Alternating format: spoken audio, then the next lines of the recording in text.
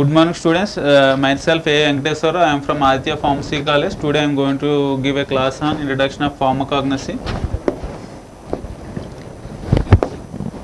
So what is the pharmacognosy? Pharmacognosy is a branch of science, okay, it's from the pharmacy, okay. Pharmacognosy is a branch of science from pharmacy. What it deals?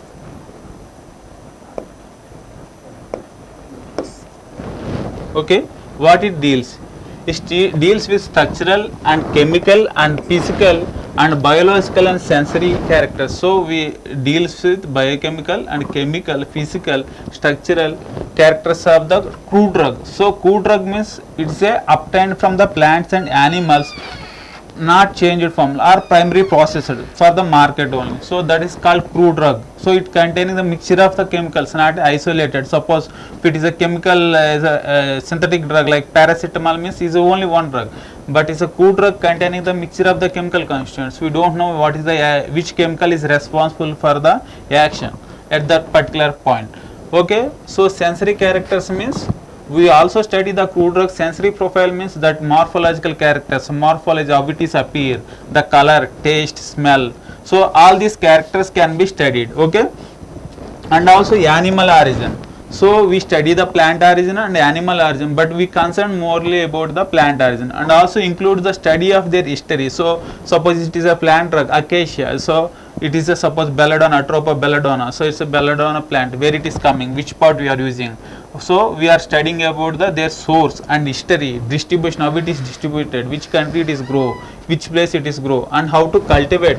If it is very commercially important plant, how can you cultivate and very effective manner. So cultivation is also necessary for the frequent supply of the drug and a good quality of the drug, okay.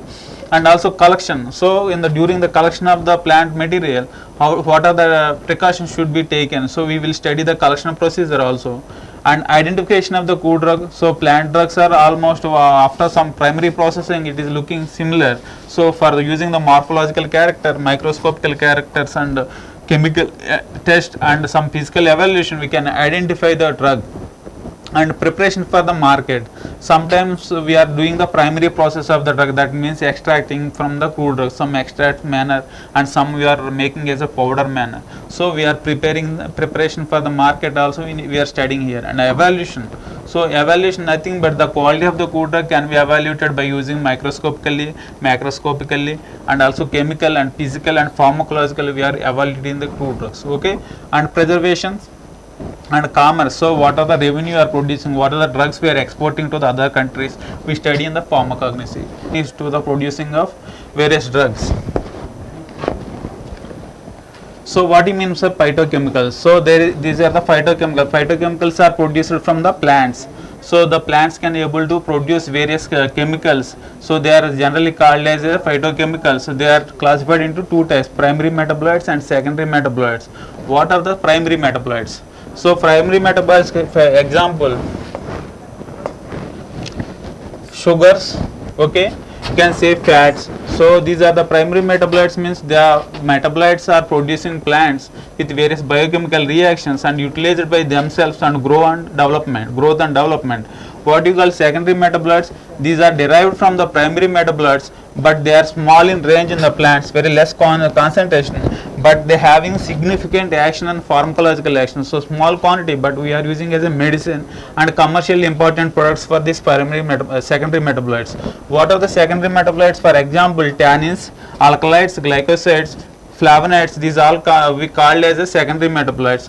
But secondary metabolites not using plants directly, they have minor uses like for the coloration, for the attracting the insects, and it is used for the only pollination. And also some of the chemicals are very bitter taste, so that by using this it can be protected from the herbivorous animals for the plants. So there is no direct use, but sugars and fats plants utilize themselves directly and for the growth and development, but secondary metabolites not utilized for the growth and development.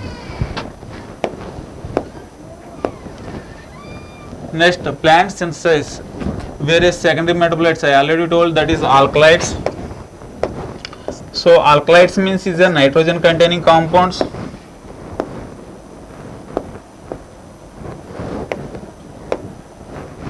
Alkalides means nitrogen containing compounds, and phenolics and glycosides. Glycosides means it's they are containing two parts. One is glycone part, one more is aglycan part. A glycone part means it's a non-sugar part. A glycone part means non-sugar part, and glycone part means sugar part. Whereas the terpenes containing the isoprene units. These are the structural compounds of resins and volatile oils, various drugs even. Okay, these alkalides mean nitrogen containing compounds, and phenolics means polyphenols are there, and also flavonoids are come together in these phenolic groups. So these are the very important secondary metal, but we will discuss individually the alkaloid containing drugs, phenolic containing drugs, and the glycosidic containing drugs. So actually in the crude drugs and also from the plant based drugs, we are classified basing on the how can you classify. Actually in the we said that Charka classified is in book Charka Samhita. How he classified the drugs in his books based on the guna and qualities of the drugs. What is the similar properties? He classified into 50 gunas, into each guna containing 10 herbs. Okay, whereas in this classification.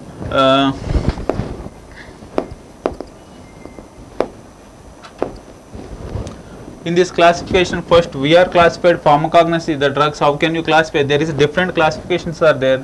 First one, alphabetical classification. Alphabetical classification means nothing but as per A for acacia, B for belladonna, like that we are using the drugs classified into according to the alphabetical order. So like as a dictionary manner. So this type of classification we can see in major pharmacopoeia. Pharmacopoeia means is a book, official book, it containing all the monograph, means individual. Suppose acacia biological name, synonym, chemical constant, uses, evaluation, standardization. So all the parameters, all the what are the things we mentioned in the pharmacognosy definition. So all the data available in this pharmacognosy means pharmacognosy monograph.